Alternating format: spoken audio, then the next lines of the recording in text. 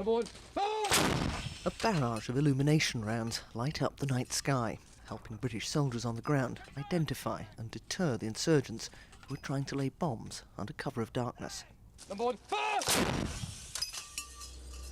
battle here now is for the road, Route 611, which links the troubled town of Sangin to Gereshk further south.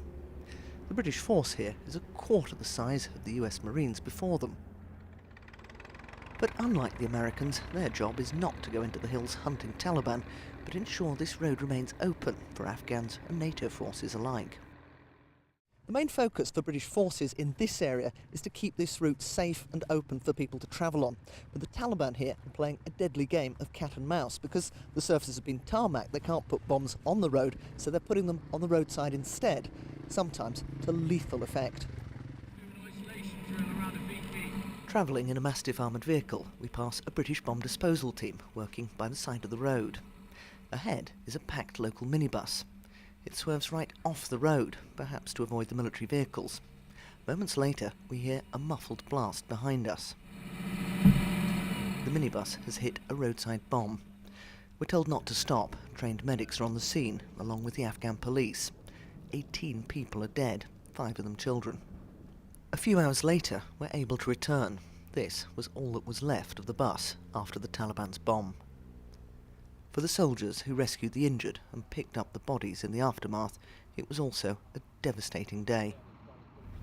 At the time, I was more engrossed in the incident, trying to make sure those that are alive stay alive. I suppose only afterwards when you pause in the quiet times and you think about it. Yeah, it's the most harrowing thing I've seen in my life.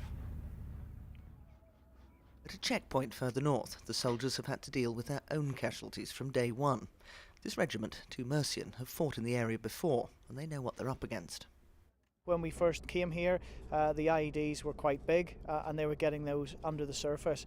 We sorted that out in fairly short order with the help of our sappers.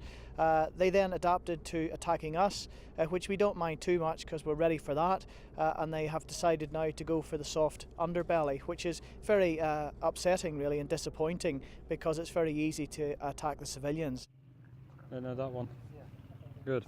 To separate friend from foe, the soldiers collect biometric data on local farmers and migrant workers, fingerprinting them and taking retina scans. But the Afghans know it won't be all that long before Western combat troops leave, and the battle for their loyalties then will be waged by the Afghan forces who remain. Wyatt, BBC News, in the Upper Gereshk Valley.